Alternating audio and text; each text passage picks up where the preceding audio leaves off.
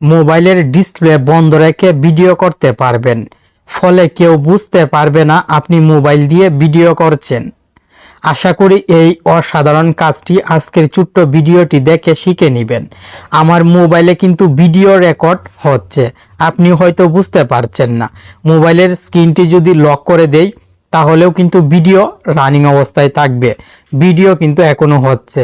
আমি আবার ডিসপ্লেটি বন্ধ করে দিলাম, মানে স্ক্রিনটি লক করে দিলাম, লক করার পর আবার আনলক করলাম। আনলক করার পর আমি আপনাকে দেখিয়ে দিতে পারবো ভিডিও কিন্তু রানিং আছে। এই যে ভিডিও শুট হচ্ছে, স্টপে ক্লিক করে দিলাম, সঙ্গে সঙ্গে ভিডিওটি আমার মোবাইলের গ্যালারিতে সেভ হয়ে গেল। খুব সহজে আমি ভিডিওটি এখানে দেখতে পারবো।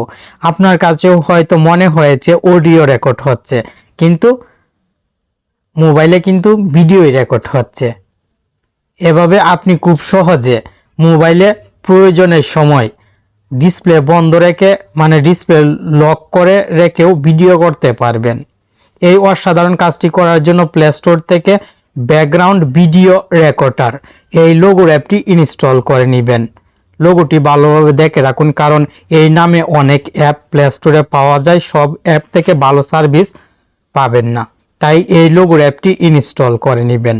ভিডিওটি দেখে উপকৃত হলে অবশ্যই লাইক কমেন্ট করবেন কষ্ট করে।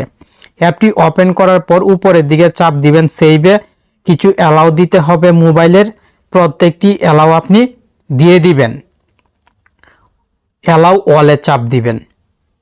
দুইটি অপশন থাকবে, আপনি লেটস স্টার্টে চাপ দিবেন। লেটস স্টার্টে চাপ দেওয়ার পর এখানে চারটি অপশন পেয়ে যাবেন।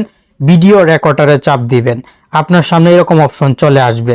আপনি যদি সামনের ক্যামেরায় ভিডিও করতে চান তাহলে ফ্রন্ট ক্যামেরা, আর পিছনের ক্যামেরায় ভিডিও করতে চাইলে ব্যাক ক্যামেরা সিলেক্ট করে স্টার্টে চাপ দিবেন। ভিডিও স্টার্ট হয়ে যাবে। মনে হবে অডিও রেকর্ড হচ্ছে, কিন্তু আপনার মোবাইলে কিন্তু ভিডিওই রেকর্ড হবে।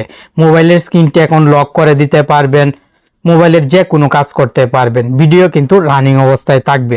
এই যে ভিডিও হচ্ছে, আপনি ভিডিও শুরুতেও দেখেছেন।